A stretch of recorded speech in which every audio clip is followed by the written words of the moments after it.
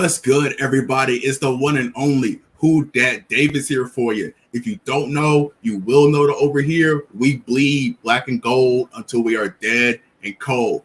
And I wanted to apologize to everybody for being late to the first live podcast of the postseason. I had something to eat a little while ago before taking a nap, and I was just out of it. I was gone. But thank you to everybody who's checking in and tuning in to today's podcast. And you see the title right there on the video. We're going to be talking about two Saints receivers that have been in the conversation for the Saints to potentially draft less than 7 days from now.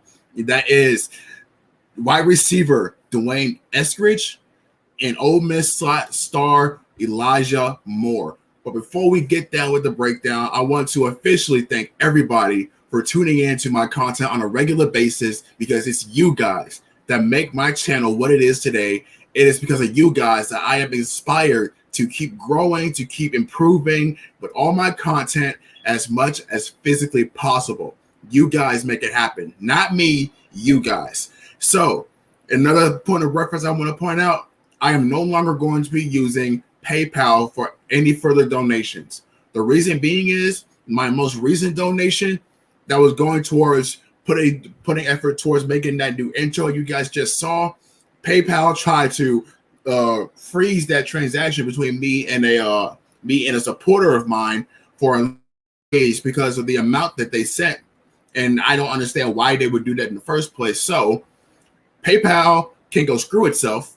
I'm going to be using CashApp from now on. It's fast, it's easy, and it's been reliable for me for the better part of a year. So if you guys want to further donate to the Black and Gold Breakdown podcast, I've put down my Cash App name in the description. The reason for it's called RiaXIV is to support a friend of mine who is an artist over on Discord. So I named my Cash App after them.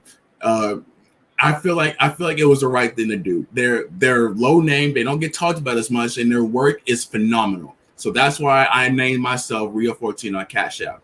So with all that being said, with all that out of the way, let's officially get down with the breakdown, and let's talk about these two receivers, Dwayne Eskridge and Elijah Moore. The Saints are in a good spot to pick up a star receiver for Jameis Winston, who we all believe is going to be the starting quarterback for the Saints in the 2021 season over Taysom Hill. Why? Because Dwayne Eskridge has been noted by Pauline of NFL Network that the Saints are very, very high on him. And if he's available in the second round, he is going to be drafted. And Dwayne Eskridge is a guy that he thrives in press coverage. And that's something that they struggled with, the Saints, last postseason in the divisional round against the Tampa Bay Bucks, who played a lot of press coverage, jammed them at the line of scrimmage. Dwayne Eskridge that and then some. He has great separation. His route running is up there, is top notch. He has a wide catch radius. Not to mention he has speed to boot. We all know he's got speed, but it's the other traits that Dwayne Eskridge does so well that I believe the report. I believe when they say the Saints are high on him. I am high on him. I've been an advocate for Dwayne Eskridge since I heard about him early in free agency this offseason. I've done a lot of study on him, done a lot of work on him. He's got over his career and over his college career, he has either 15 or 18 yards per reception. Either 15 to 18 yards per reception, that's really, really good.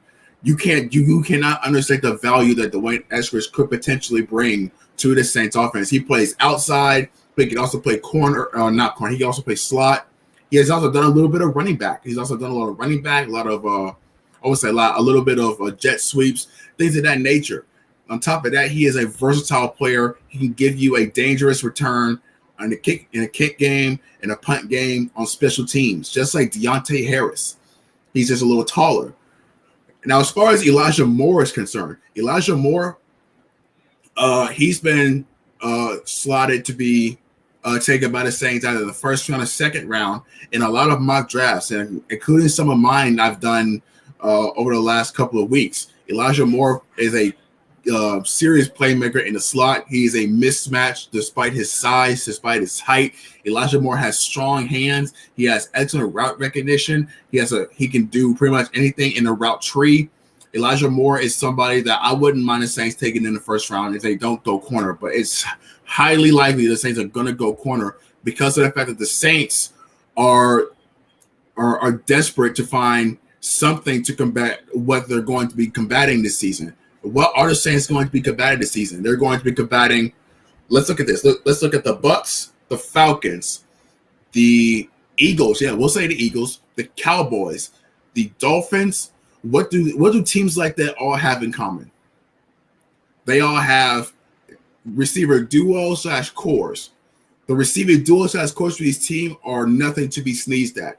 And if the Saints don't do something soon, they don't get a prominent star corner to go opposite of Marshawn Lattimore, we could be seeing 2016 Saints all over again, 2013 and 2016 Saints in terms of giving up the big play, giving up the chunk play, getting beat at the line of scrimmage on the opposite side. Marshawn Lattimore can't play both sides. He can't play both sides. He can't do it. He needs the help. So I do believe the Saints are going to go corner in the first round. And it's just a matter of who they're going to be trading up. If they're going to be trading up or not to get. If they go for J.C. Horn, they're going to have to trade up definitely to get him. Or if they go Greg Newsome, then there's a chance that Greg Newsome can fall to number 28 in the first round. But with the likes of Tennessee, even the Browns, they needed a corner outside of Denzel Ward. You know, teams like that, they're starved for corners. So they might need to trade up in the first round, but if you were to tell me who I would pick between Elijah Moore and Dwayne Eskridge, I would tell you Dwayne Eskridge. Dwayne Eskridge is a guy that nobody talks about, that is a sleeper in this year's draft, and that plays to these Saints' strengths. You know how Sean Payton loves to go after guys that aren't national sports media favorites. They're not going to try and take guys that are cream of the crop, that are general big flavors like Elijah Moore or Jalen Waddle or Devontae Smith or Jamar Chase or even Terrace Marshall. You know, it's guys like Dwayne Eskridge, Marquez Stevenson, Jonathan Adams Jr. It's receivers like this that the Saints go after because it's more likely for the Saints to pick up on those guys, especially when they're drafting so late in the first round or even in the second round. They're diamonds in the rough, and I do believe Dwayne Eskridge will be a perfect fit for Jameis Winston, who loves his deep threats. Now that's not to say Michael Thomas can't be a deep threat. Michael Thomas can most definitely be a deep threat. He has a wide route tree. He can win off the line of scrimmage, but if he's getting that double coverage like he did in 2018 or even 2019, then somebody else is going to have to step up. Now, Traquan Smith is most likely going to be out the door this offseason if he doesn't produce outside of just run blocking. Marquez Callaway is a guy who can step up. He just needs a little bit of help. And if he can maintain his health like he should, like he did in Tennessee, then he could be a good third option for Jameis Winston. And you have the recent signing of Jalen McCleskey, the former Tulane receiver, and a former Oklahoma State receiver who was on the Falcons practice squad just last season. If Jalen McCleskey can show flashes or show prominent words that he could be a guy that can transition those skills onto the field, then you have a new receiving core that's built around Michael Thomas and built around Jameis Winston. Then you have a good future on the offense. You have Michael Thomas, Deontay Harris, Marquez Callaway, Jalen McCleskey next season if he can make it, and Dwayne Eskridge. That's a lot of speed. That is a lot of speed that can also be prominent run blockers. You know, that's something that can't be understated. We haven't had a good receiving core in years. It's mainly just been a Michael Thomas show and guys brought in every now and again to serve as a second option because Traquan Smith can't develop right. We've had Ted Ginn Jr. come out of Carolina. He was pretty okay in certain spots. We recently just had Emmanuel Sanders, who was let go because of cap casualty, and he's now signed with Buffalo. We're going to be seeing him again this year. And that's another team that has a good receiving core now. The Buffalo Bills, and Josh Allen was was considered a top 10 quarterback last year with the MVP type of season. He now gets him a trusted second option next to Stephon Diggs. So you have Josh Allen, Stephon Diggs, Emmanuel Sanders. They had good tight ends, and Knox. You know, there's nothing else to say on that front, guys. They need to be able to go blow for blow if the secondary can't hold up. And I believe Dwayne Eskridge gives you more of that because he can give you that threat over the top. He can take the top off of a defense. It can open up more things underneath for the likes of Adam Troutman or Michael Thomas or Traquan Smith this year, or even Nick Van Nett if he can get going in the passing game. Even though he's more of a run blocker, which I'm pretty sure he's going to be, I do believe that he can give you some good looks underneath in terms of check downs or drag routes, stuff of that nature. Dwayne Eskridge gives you more than I believe Elijah Moore can, because Elijah Moore, even though like I said, he's a great slot guy, he can get upfield really quickly. It's just I don't believe he's reliable in terms of run blocking. He's not really featured much in the run blocking scheme, and that's going to hurt his chances of being drafted by the Saints, who need guys that can block on the outside or seal the edges for the likes of Alvin Kamara, Latavius Murray, maybe even Ty Montgomery, if they plan on moving from Latavius Murray this offseason. That's why I believe they gave Ty Montgomery a one-year extension. Not 1 year extension. They re-signed it to a 1 year contract. You know, Ty Montgomery, he's still got wheels. If you've seen the last year's game against Carolina on the road, the man's got wheels. He can easily put up over 100 yards. He put up, I believe, 18 touches for 105 yards.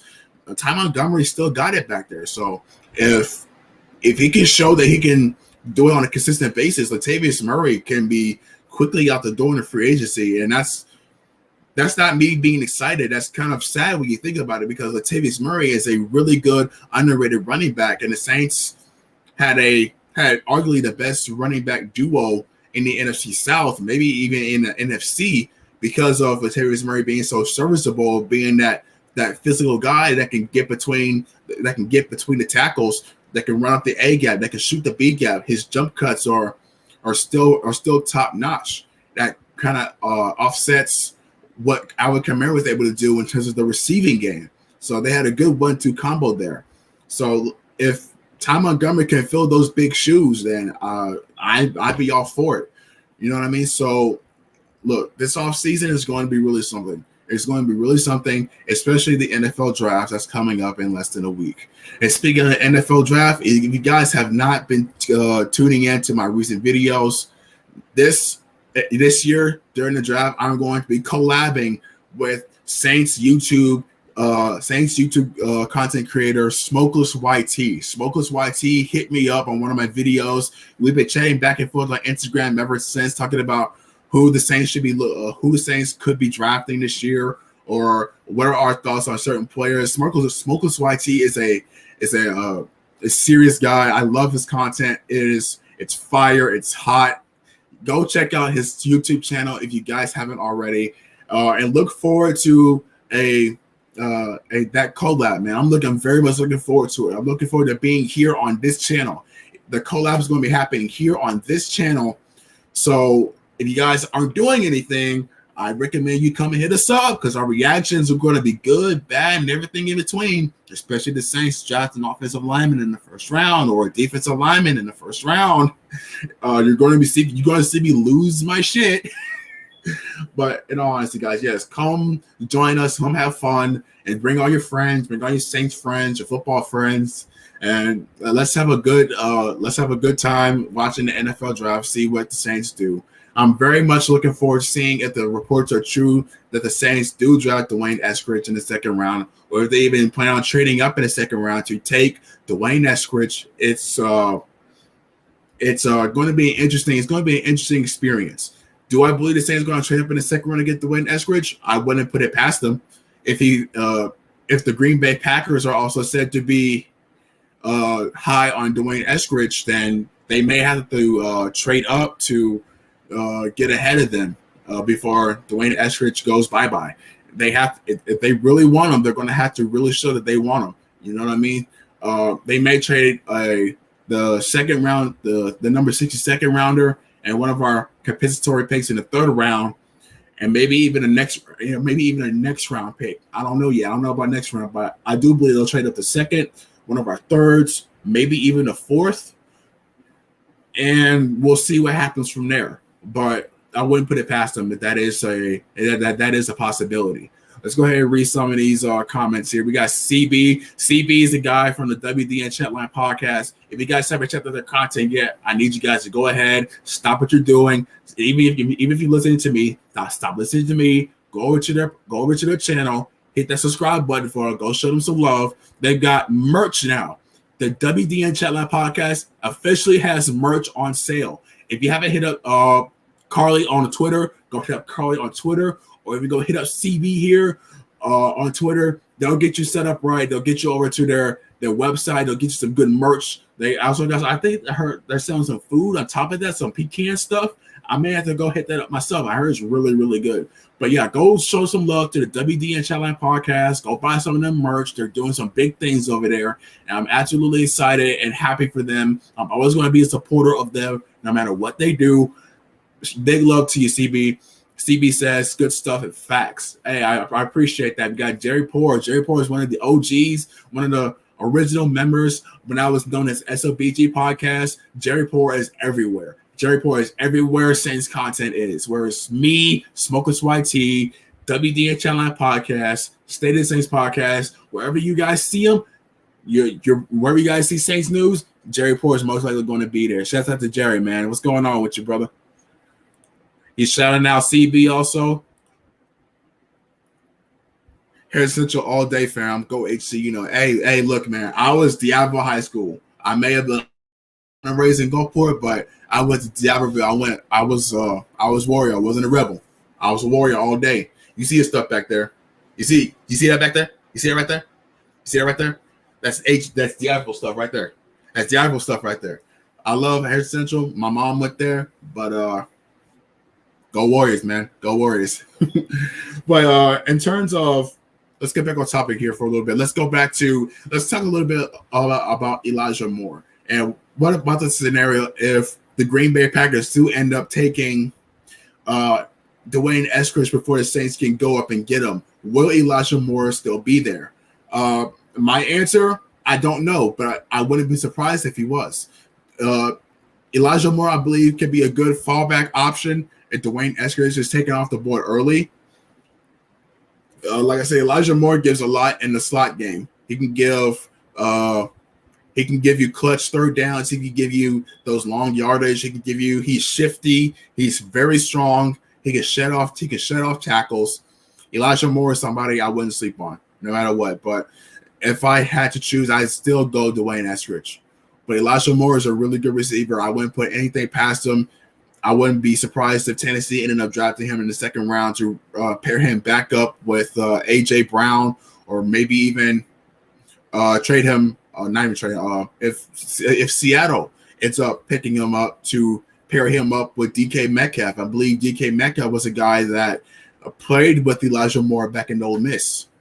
You know what I mean? So Elijah Moore is going to be on everybody's bucket list if he's available. And rightfully so. Elijah Moore is a serious guy. He's still not Dwayne Eskridge, but that's me being a little biased. But let's talk a little bit about what if the Saints were to go linebacker. Let's get into some other content here for a little bit. What if the Saints were to go linebacker here in the second round? Who should the Saints draft in the second round if they were to go linebacker? You have a couple of options already. One being Jabril Cox, who has had multiple meetings with the New Orleans Saints. As he's talked about a couple weeks ago, he's a very good coverage linebacker. He has sideline to sideline speed. His ability to get downhill is there. He just needs to be able to just shut off blocks a little better and to be able to make a play. I believe Demario Davis can help him with that type of technique, that type of program, because Demario Davis is playing that traditional middle linebacker stuff on a consistent basis. I do believe that if they do draft Jabril Cox, that Demario Davis can help him out in terms of the run support. But I do believe that they can go Jabril Cox here to go pair him up against running backs, tight ends. There's a handful of good tight ends the Saints are going to be up against this year. And if they don't bring back Quan Alexander, which I still believe is going to be the move once he gets fully healthy. I do believe they're still going to re-sign Quan Alexander. But in that off chance that he doesn't, Jabril Cox can fill in those shoes pretty well. Now, there's Jabril Cox, and then there's my personal favorite, linebacker Jamin Davis. Not for the obvious reason of being a Davis duo, but no, Jamin Davis has made a career in Kentucky playing the will linebacker, playing that weak side linebacker, taking on tight ends, fast tight ends, some pretty big names out there. If I'm not mistaken, and correct me if I'm wrong here, he may have been up against the likes of Pat Fryermuth and Tommy Tremble, but he also had, I think he had Ole Miss to go up against. I don't know all that, so don't put words in my mouth.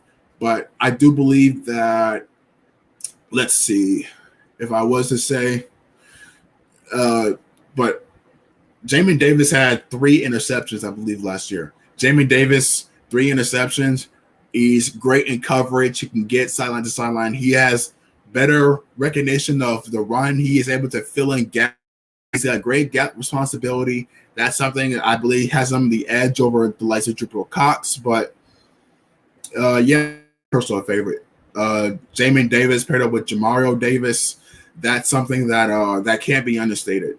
Either way, they need to go either receiver or linebacker. You can still get a good linebacker later with your 98th pick, or you can trade the rest of your picks to get up in the 3rd round for the likes of either Jamin Davis if he does end up falling that far, or if he goes Cameron Mcgrone.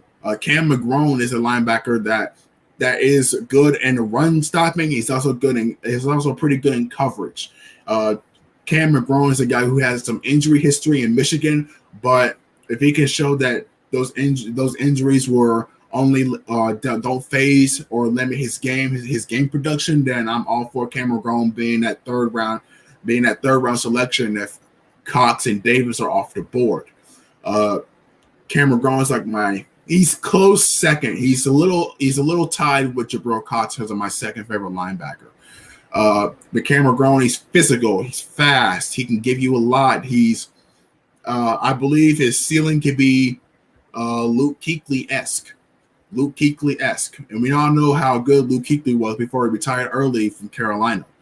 So you got a good amount of names there. It's really an exciting time to be a Saints fan if they draft how everybody expects them to. Let's read a little more of these comments here.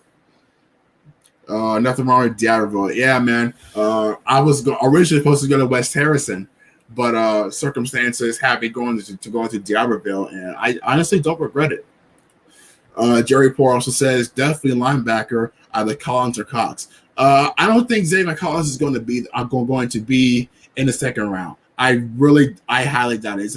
It's going to be a really, really big shock if Xavier Collins falls that far in the 2nd round, or in the 3rd, much less the 3rd round. Xavier Collins is one of the best linebackers in this year's draft. I do believe he's not going to get past Cleveland if he's on the board. I know Cleveland is looking for that next big linebacker to cement their defense. So I don't believe he's going to be past Cleveland. If he does, then wow. But but Collins is a really good linebacker. Xavier Collins is probably the best dual threat since Isaiah Simmons from the former Clemson linebacker / safety. He's on that type of program. Xavier Collins is a guy that I wouldn't mind the Saints drafting whatsoever if their top choices for corner aren't available in the 1st round, but Xavier Collins ends up being there. Then you obviously go best player available. So that's a pretty big if, though. That's a big fantasy. That's a big dream. But so I'm not going to hold myself to that kind of hope just yet. But we'll see. anything can happen in the draft. We have some pretty questionable GMs and coaches out there that'll pass on these type of guys. See Patrick Mahomes and Deshaun Watson, who got picked later, and Mitchell Trubisky got picked first over those two guys. So, it's things like that. You know what I mean? CB says, appreciate that, fan. Hey, always, CB. Look, I love you guys. I'm always got respect for you guys. You guys were my very first guests here when I started up my podcast. I'm always going to give you guys that exposure, that coverage, things of that nature. You know what I mean? CB says, besides possibly Farley, what other prospects can you see making? Can you see maybe taking a draft in round 1? Besides Farley, that's a good question. If I was to say anything, I would say, what's a tough one? I do believe Christian Barmore from Alabama could see being a guy the Saints take round 1. If all of the options off the board, I can see Christian Barmore maybe taking the drop in the Saints and getting him if he's available, because the Saints still need some help in the interior of their defensive line. They still need a guy that can be very serviceable next to David Onyemata in terms of giving a legitimate pass rush and being able to stop the run at the same time. That kind of dual threat. I do believe Christian Barmore is a guy that they can take if he drops that far. The Saints were at the Alabama Pro Day for, I believe, Christian Barmore. I don't believe they were there for Mac Jones or anything of that nature. I do believe they were there to look at Christian Barmore and see what kind of skill set he can bring, what kind of numbers he measures out to be. So we can't look past Christian Barmore. So there is that. If he ends up falling that far, I wouldn't be surprised if I wouldn't be surprised if they end up taking Christian Barmore. But and if I was to look towards other names that could potentially fall that far, I'd say, let's see, what other people are out there? I say Asante Samuel. Even though he has been projected to be more of a second round prospect than the first rounder, a lot of people out there, me included, believe he's a first round prospect. Just because he has a size of 5'10", that doesn't take away anything of what he's able to do. He played primarily slot up until last year when he was asked to play outside, but his production never fell off. His production actually increased yearly. So he's a versatile corner that is very physical, that can win those one-on-one matchups against taller receivers. And if you don't believe me, look at what the Saints were able to do with Janoris Jenkins outside of Marshawn Lattimore. Janoris Jenkins was also a guy that was listed as a 5'10" corner, and he was probably one of the best corners for the Saints last season. So Asante Samuel getting overlooked because of his size, I don't believe he gets past the Saints if he's there. And if Greg Newsome ends up being taken by Tennessee, and if the Saints don't end up trading up in the first round to take out a Horn or Newsome. So Asante Samuel or Christian Barmore would be my two fallback plans if either is available. And if two are there, then it's just a matter of who do you go more? Do you go corner or do you go linebacker there? And I do believe they go Asante Samuel just to make sure they're prepared for what is to be thrown at them this season. Now, if I was to list another guy that can maybe take a drop in round 1, that's a tough one. There's not much I can see dropping off after that. I'm talking about Jeremiah Wusu-Koromoa, the linebacker out of Notre Dame. I believe Owusu can also fall, drop around. But that'd be a really big if because of the skill set he possesses. He's not that good in run support, so that could be a thing that teams can not take a chance on. But he's great in coverage. He can give you serviceable run support, but he just needs better recognition. I do believe that Xavier Collins beats Owusu. You can also look at Michael Parsons. So a handful of linebackers that could potentially drop in round 1, but Michael Parsons is for a different reason, more so because of rumors swelling from what I've heard on Twitter that Michael Parsons is a guy that is considered a locker room cancer. And we all know how important locker room chemistry is for teams. So Michael Parsons could also take a drop in round 1. But if the Saints end up, that's a big if. Again, it's a big if. But if Michael Parsons is there, then I wouldn't be surprised if they end up going him. There's also the fact that Micah Parsons hasn't had that much experience at the linebacker position. So there's a lot of what ifs here. There's a lot of what if scenarios that could potentially play out depending on what teams are thinking of when it's their turn on the clock, or who ends up dropping where. So there's a lot of factors that play into this year's draft, but all the different flavors, all the different talent that's available this year. It's probably one of the best draft classes of the last 5 years. And I know I said a little something like that last year, but this is a little different feel. This is another deep receiving class. This is another deep receiving class. This is but the drop off between the next best linebacker in Jabril Cox and the next guy is pretty considerable when you're looking at Jabril Cox and Cam Mcgrone and KJ Brett, the linebacker out of Auburn. It's guys like this that can really shake things up in the later rounds. But that's all I got in terms of your question, CB. That's who I believe can maybe taking a drop in round 1. But do they take a drop in terms of falling to the Saints? Most of them, not likely. I don't think so. Never know. You never know, man. But hey, that's it. That's all for right now for this video. I need to get going. I still need to make dinner for the folks. And I got some other stuff I need to do here online in terms of making some commissions, making some more intros. And hey, speaking of intros, CB, the intro you just saw. If you guys need a new intro for the WD and Chatline podcast, I encourage you guys to hit me up. I encourage you guys, you know where my Twitter is. You know how to hit me up on my YouTube channel. And if you haven't hit up my Facebook yet, then you guys can hit up my Facebook page at facebook.com / Black and Gold Breakdown. You guys can hit me up over there. I'd love to do a commission for you guys to give you guys a new intro.